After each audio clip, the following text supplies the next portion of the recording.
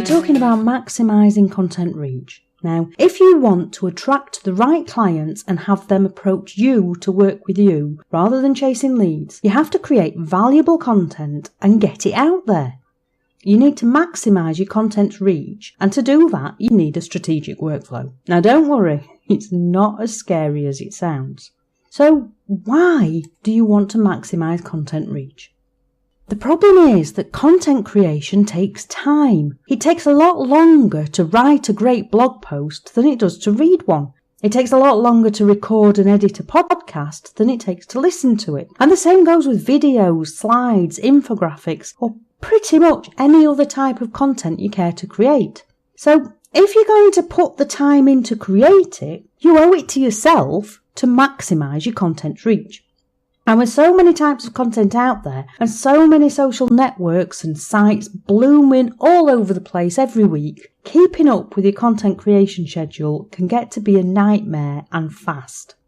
So how do you decide what to focus on? Now, if you're a long-form text type of girl like me, the thought of reaching potential clients who prefer audio or video content can be daunting.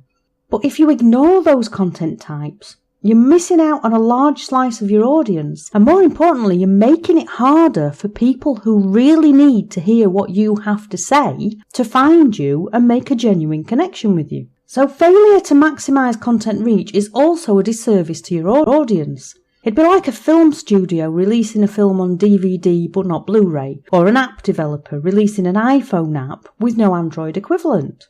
And that's where the strategic workflow comes in.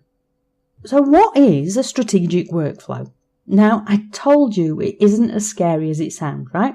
A strategic workflow is simply a method of doing things that makes the most of your work. It's a way of producing content in multiple formats as an organic process, rather than an afterthought. It might take some getting used to at first, but once you've done it a few times and tweaked the order to suit how you work, it has multiple advantages.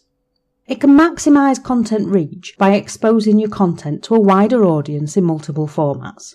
It saves you time because you create images in batches and simply resize for multiple distribution channels.